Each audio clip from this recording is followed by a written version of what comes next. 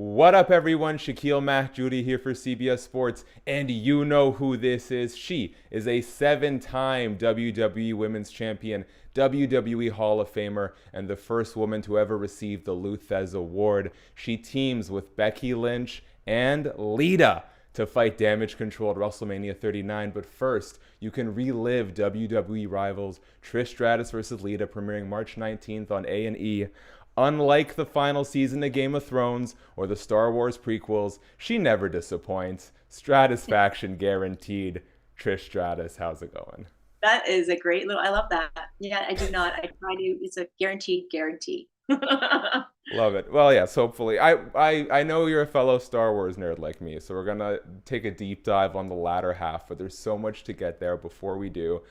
Busy times for Trish. I mean, granted, the last few years especially have seemed like always busy times Like as soon between as the rest. pandemic ended, it's been madness. It's almost like it was like they're playing catch up. Like, okay, you got to relax for a couple of years because you haven't in 20. So now we're gonna really hit it hard. So it's been like, okay, let's go. It's been fun. I love it. And I can't wait to break it all down. Let's just start, I guess, with what's sort of coming up most recently in the schedule, and that's WWE Rivals, Trish versus Lita.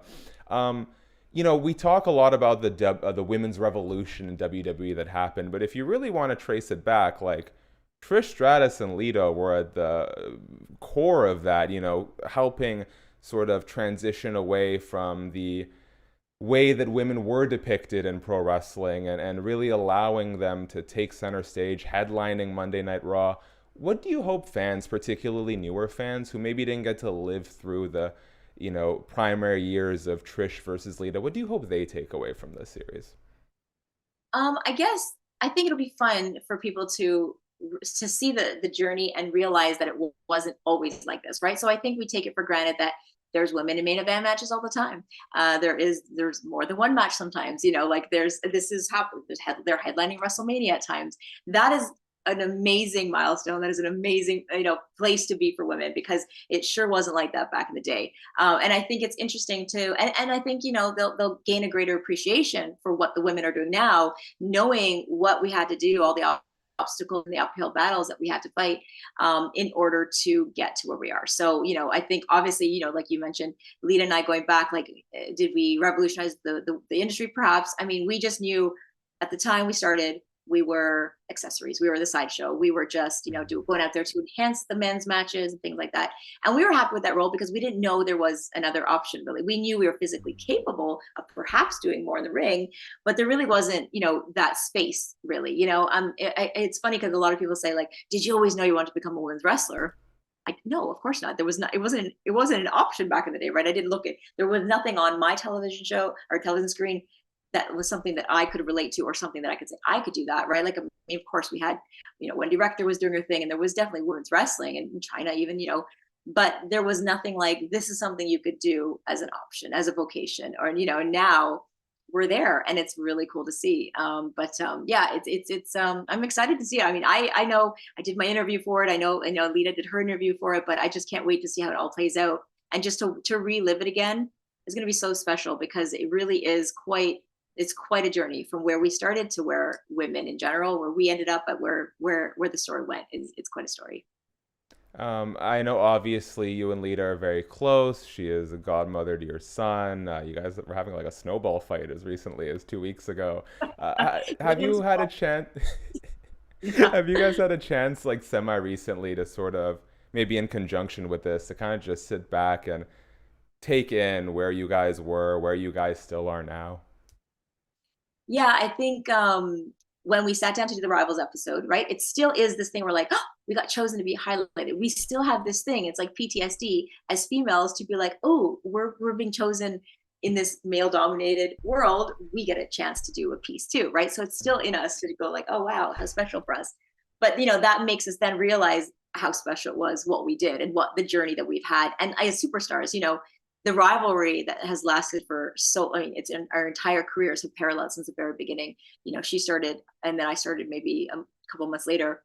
And right away there was the Trish Lita rivalry, right? There was like when these two got in the ring. And of course the tag matches were always great. People were paying attention, but there was something special. And we knew this. We knew that like very early on, we knew that people were like, had their eye on us, and they're like, "Ooh, when those two get in there, though, it's going to be cool." It's like this intangible Rock Austin-esque kind of feeling that there was like two interesting superstars who really represented different portions of the crowd, I guess. We definitely had a Trish fan and a Lita fan, like they're a distinct Mm-hmm. group of people. And so when we, faced off, it was neat to kind of have that chemistry and that dynamic.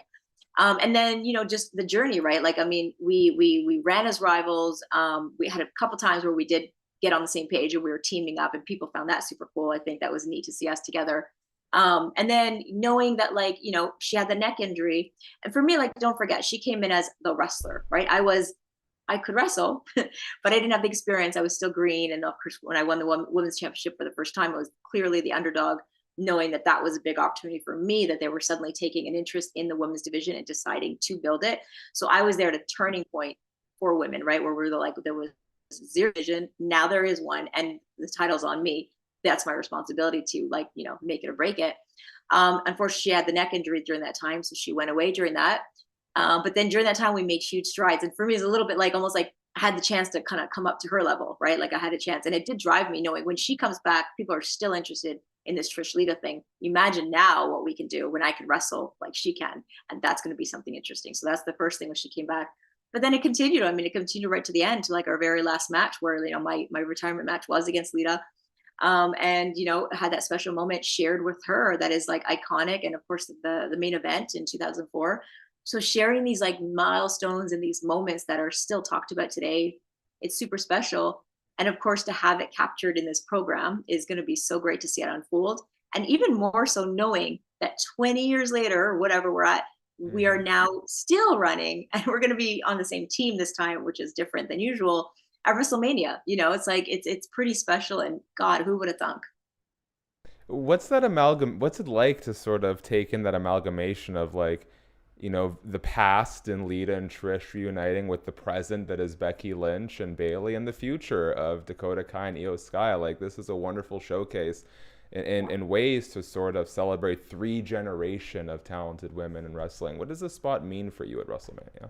I think you just nailed it. That's why it is so special. And I've always said, I mean, why would I come out of retirement? I had a perfect post-retirement moment with Charlotte, in a SummerSlam match, a great match. And like, and for me, it was a generational face-off that was cool. It was like the best of her times, the best, arguably, of my times. I'll never admit it out loud. Some people have said that. But to have us face off was like really, I think, special, unique, and just like the timing of it being in Toronto was just perfect, right? And had that opportunity to like really have the two of us go and showcase that. And then, that pretty much could have been the perfect ending. And I always said it would really take something super special. I mean, it's got to be fun, it's got to be challenging, but it has to do something special. It has to somehow impact the next generation. It has to really, have the fans interested. Maybe we're bringing in the older fans to and integrating them in the new fans. Like, there's just so much happening, and so much is being offered with this pairing, that it's very special. It's everything I could ask for on a return, and why I would come return. And also just to pair up with Lita, like we're like, oh my God, we're at WrestleMania, but we're on the same side. That's so special. And knowing I can work with and rubbing elbows with the new girls, and then the coming up girls, like it's really great. And that's what wrestling is all about. Wrestling is really generational. It's really about, there's always that older wrestler having, being the lead wrestler and the ring general, so to speak. And so we're kind of doing that. And if I can take anything that I've learned in my 20 years of wrestling and pass it on, because it's more than just about, they're great wrestlers, right? So I might not be known as the best wrestler, but I definitely, there was a je ne sais quoi about what I did.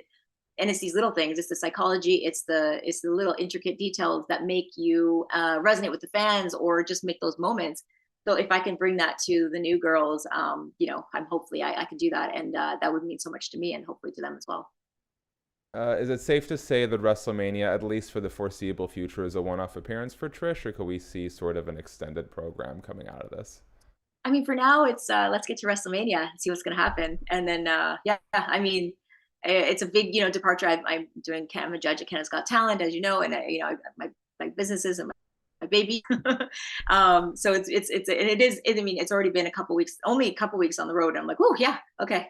It's quite the Mm, balance. I got childcare in place, so there's all these things to consider. It's a different. I have to go train at nighttime. I go train from when I put my kids to bed. Then I go train from 9 till midnight. So it's all these things to consider. Like, so it's definitely not a full-time, I can't do this as a full-time job right now because there's other jobs as well. But I mean, let's get to WrestleMania and see what happens. I love it. I love to hear it. I'm so excited for the match. As we start to wrap up here, kind of hit the back half of this, I'd love to take a little trip down memory lane if you'll come with me, because you've done so much and you've been part of so many big moments throughout your career.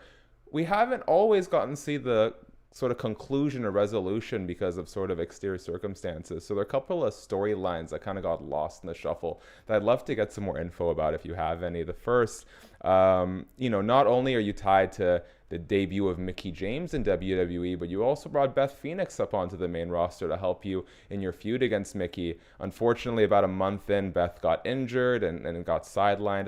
Do you remember any of the initial plans for what was going to happen with Trish, Mickie, and Beth that we never got to see?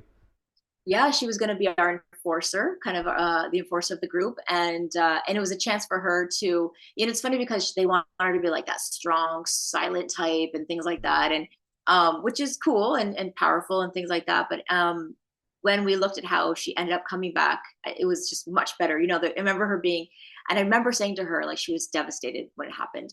And I said, I know you don't, it's hard to believe right now, but like everything happens for a reason. For some reason, this wasn't your moment to start. There's some reason. And it feels horrible to say, because you're like, no, this is the reason. This is what I've been waiting for.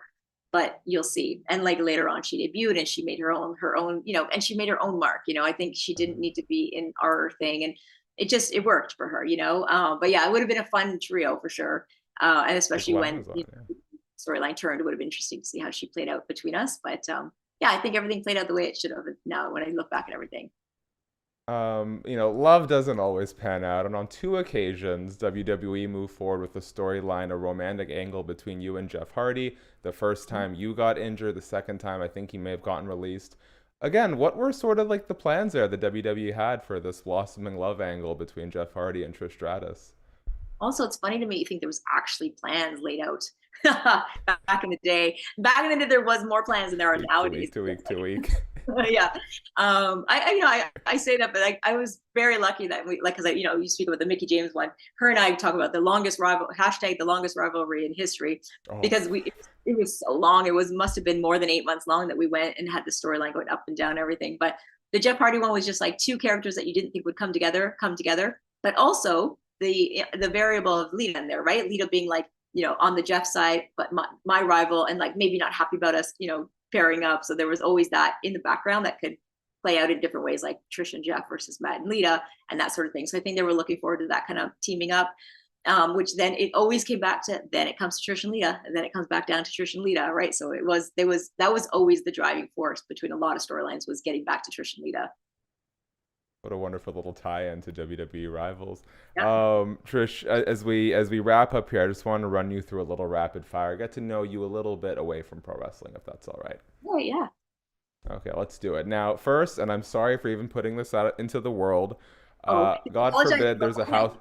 Yeah, I know, me with my big lead up. God forbid there's a house fire. The family is safe. Everyone is okay. You can only save one of the following. What are you taking with you? The Barbie collection, the wrestling figures, or the shot glass collection? The Barbies are coming with me. They're hard to get. They're very expensive now. Yeah, I was going to say, it might be a valuable investment to hold on to those ones.